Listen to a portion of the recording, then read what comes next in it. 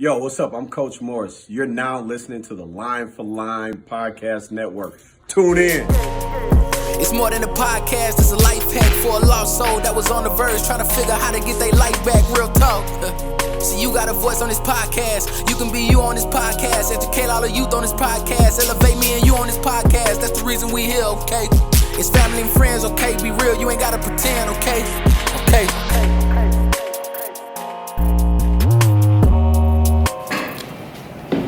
So you're now tuning in to the post game with Coach Morris. We had a tough loss today, playing against Racine Park. Man, I'm lost for words. But anyways, we got two of our JV coaches here. This is their first year. Coach Brown's first year coaching high school basketball. Coach Hoffman's second year coaching basketball at the high school level. Two great guys. What are your thoughts? I'm going to go to you, Coach Hoffman, second year. What are your thoughts after a loss like that for the varsity team? I think it's definitely something that we can build on. I think we can continue to grow as a program. I think we got a lot of good guys in the program that can help us take that next leap to go to the next level. And we can continue to build on wins and losses we've had throughout the season. So, with this being your second year, last year was, in a pandemic. Yep. We're coming out of a pandemic, still dealing with that, the virtual learning and so on. What was your experience like in your first year versus your second year? I think we can do more team-oriented things. Like if we wanted to all go get lunch after a win or something, we can do those things now, and we can kind of be more of a team. Whereas last year, it felt like we were all disconnected from each other, even between the three different levels, the freshman, the JV, and the varsity. Whereas now we can all support each other and grow together as a program.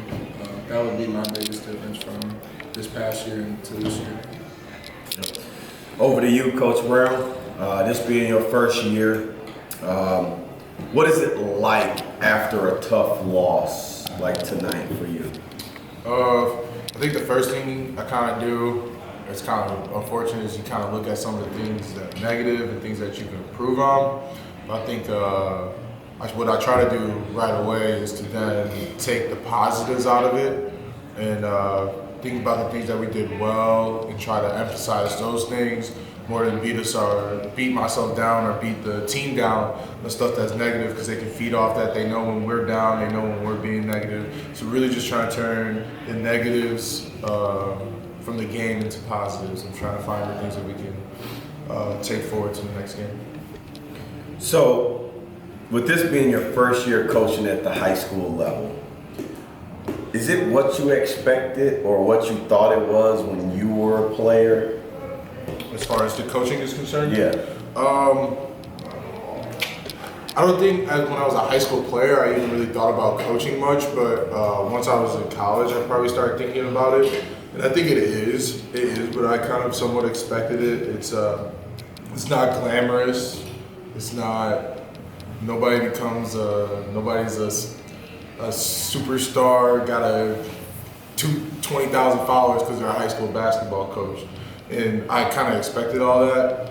And I think what I like about it the most is just like the grind. I like grinding. I'm a grinding type of person. I like to work, get what you deserve, earn what you get. And I think that's all true as far as coaching high school basketball. If you can tell the coaches that work hard and people who don't, it's pretty obvious if you ask me. So, Coach Hoffman, over to you. With this being your second year and Coach Brown's first year, was there anything that you may have told him to be prepared for, or what was it like going into the season with you already having a year under your belt? I think with Coach Brown playing college basketball, he understood what was expected of a head coach and what was also expected in the role of an assistant coach. I think that we worked very well together and that we could continue to build off things that we both learned in the past and take forward with us to go throughout the season, help us build together as a unit. So, Coach Hoffman, you're 19 years old, right? Yep. And you obviously love the game of basketball. Did you think after high school was done that you would go into coaching? Yeah, I really wanted to be a coach, even while playing.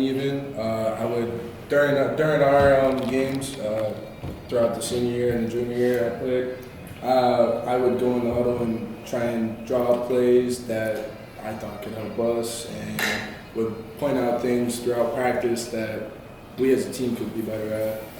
I always enjoyed watching basketball, picking out other things from other coaches that I liked and could implement in myself. So yeah, I really enjoyed. I really look forward to being a coach someday and learning how to become a coach. That was always something that I wanted very early on. So, did you think you would get this opportunity this soon? No, I really didn't. But I'm fortunate I did. I'm surrounded by a great group of coaches that are all experienced, and I can pick things I like from each and every coach and add it to my coaching philosophy. And to be 19 and have this opportunity to learn from a bunch of experienced coaches, I couldn't be more thankful.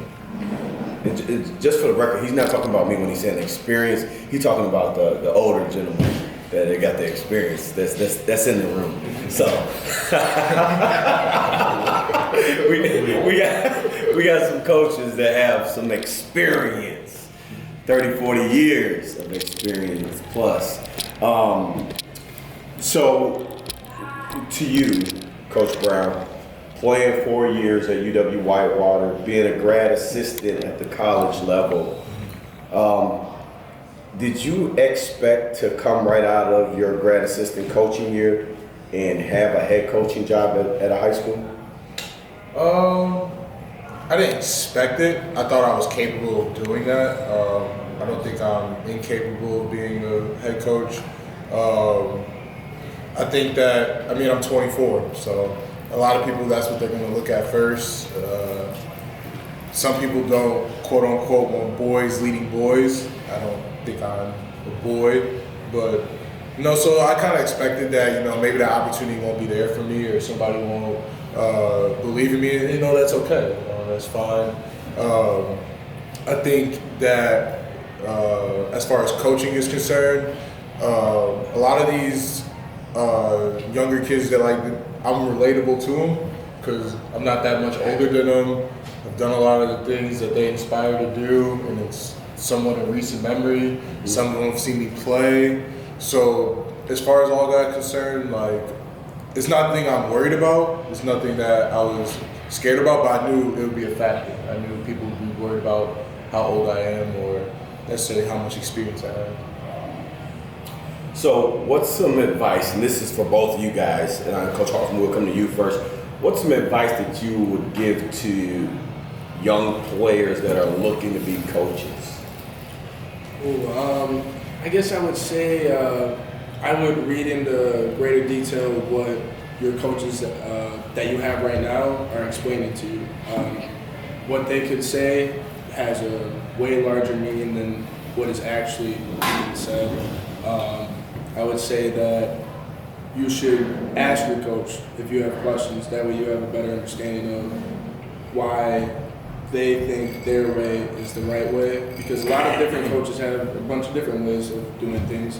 And I think that having a better understanding of how basketball works can definitely take your coaching vision a longer way. Coach Brown, to you. Things players can do, you gotta really embrace yourself into the game. This can't be a hobby, it can't be something you like to do. If I don't watch basketball every day, something's wrong with the process of my day. So this is what I love to do. If you love basketball, then you're gonna love being a coach. So once you realize that you love the game, then it's more about actually embracing yourself and learning the game. So, I mean, to this day, probably to the day I die, I know I listen to whatever, I read whatever, I've read plenty books, I've listened to plenty podcasts from whoever, from Red Auerbach to Nick Nurse. Like, all these guys are very important. They're implemented to the game. They've changed the game from John Wooden to Bo Ryan, even at Platteville. Like, it really, like, there's so many different levels of basketball. There's to the great coach who coached at the Matha High School. I can't think of his name off the top of my tongue, but it's just, there's so many people you can learn from.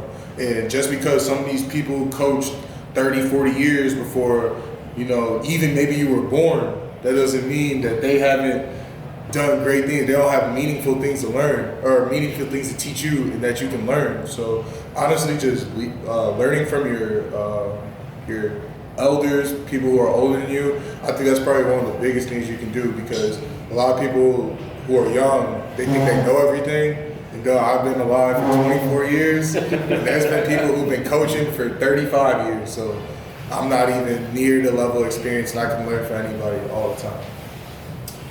Last question to this will go for both of you guys. Obviously, you guys been around the game for a while. And as we mentioned, you know, other coaches in the room here have been around the game for a long time. We all hear players talk about their aspirations to play at the next level. And majority of the time, we all hear players say that they want to play Division I basketball. But just college basketball alone is not as easy as everybody thinks. What's just one piece of advice that you would give players that, you know, have aspirations to play at the next level? You know, I would say that I wouldn't take everything for granted. I would, if you really want to, because playing college basketball is a privilege. You know, college football teams, they probably have 50, 60 guys on a team. College basketball, you only really have 15 people on the team. So that percentage of athletes to actually make a basketball team is cut down a lot. So I would say that if you really want to play college basketball, you really do have to put that work in and grind. It is a grind. Coach Brown played D3 and he has a ton of accolades, but he worked for all of those things starting at 8th grade, moving up to freshman, and then so on and so forth. So it isn't something that happens overnight. It is something that's going to take you years and years of work to get to the point that you may want to get to, but you have to just keep picking at it little by little, day by day, and you may eventually get there. And I got to ask a follow-up question, because there's a buzzword when it comes to basketball or sports. When you say grind, what exactly does that mean? Like, if you could put that into, I don't know, a workout or a regimen or something, what does grind mean exactly? I would say grind means is that you're spending probably half your day getting better at that thing, whether it's watching film, lifting weights, getting shots up. It's a bunch of different variations of things that can help you improve your game. And it doesn't just happen by just playing basketball. It's a lot of different things that you can do to make yourself a better all-around basketball player. And that's what I would say a grind is. Excellent, thank you for that. Coach Brown, to you. You hear many players say it. What's some advice that you would give these players that say that they have, or those ones that have aspirations to play at the next level, especially the players that say they want to play Division I basketball? Because if you can remember back then, I wanted you to play Division I basketball. I was coming to his games. I brought my junior college coach, come see him play, because I was like, this dude can play Division I basketball. So what's some advice that you give to these players that want to play at the next level? First of all, you better love the game. You better really love the game. There's so many people I've seen who have been super talented, and because they don't love the game, they flame out. At Division I, Division II, JUCO, no matter what the level is, they flame out. As far as being a Division I player is concerned, there's a lot of things that people don't understand about being a Division I player. Sometimes you might not be quite big enough or quite athletic enough, and it's not your fault. It's nothing that a lot of people can control. It's about sometimes it's some genetic. So sometimes I don't like to get caught up in Division I basketball or being a Division I player, because sometimes, like, some people are Division I players because they're 7 feet tall. There's nothing you can do about it, right? And there's some guys who work hard every single day. They do everything they're supposed to do. And this is post game. I mean, you talk how you want to talk. Go ahead. They work their ass off, and they're 5'10", and they're quite not athletic enough. And there's nothing against you, but as far as being a college basketball player, if you love the game, there's a level for if you love the game and you truly do, that means you work at it, and there's a level for you. And then my next thing is don't get caught up in your level. Don't get caught up in wherever, because there's guys who went D1 where I went D3, and I'm better. By the time I was done with school and they either finished school or didn't finish school, I was better than them. So don't get caught up in your level. Don't get caught up into, well, this guy went D2, so I should go D2, or that stuff's whatever. Lastly, going back into loving the game, you got to understand what you're signing yourself up for. So you're signing yourself up for waking up at 6, 5:30, 5 o'clock, right? After everybody else in your dorm, they're not getting up to 8, 9 plus o'clock. They get the party up, they get the run around. You gotta know what you're signing up for. Then you gotta go to study hall. Then you gotta do all your classwork. You can't kind of do your classwork. You gotta really do your classwork. And then you gotta go to practice. Then you're taking 7-hour bus trips, or you're flying for 3-4 hours, coming back in at 2-3 o'clock to wake up for a class at 8 o'clock that you gotta go to. And if you don't go to, your coach is gonna be on you. Like, you gotta be prepared for this. So that's why I say you gotta love it. Because if you don't love it, you're gonna be like 5 o'clock on a Wednesday, you're not gonna go. So it's like, if you don't love what you're doing, if you feel a tad bit of less love for it right now, you're not gonna finish it. So if you truly love the game, you know that, and that will help you succeed at whatever level you go to. I promise you. And I'll probably say the last thing is, once you get there, forget what everybody else did before that. So once you get to there, there's gonna be guys who were all state, or they were whatever, they were top whatever in the country, or whatever they want to tell you, right? Now we at the same levels field. We look eye to eye now. We man to man, right? So whatever happened before that, that don't matter now. Because nobody cares when you're in college. Nobody cares what you did when you were 16 years old. Don't nobody care. Because I'm gonna tear you up at 20.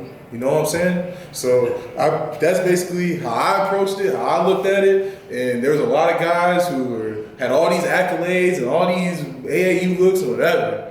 And to me, they were trash. So it's really just how you approach the game. And if you love it, you'll find your spot. Excellent. Thank you guys for giving those tips out. I think that's very helpful.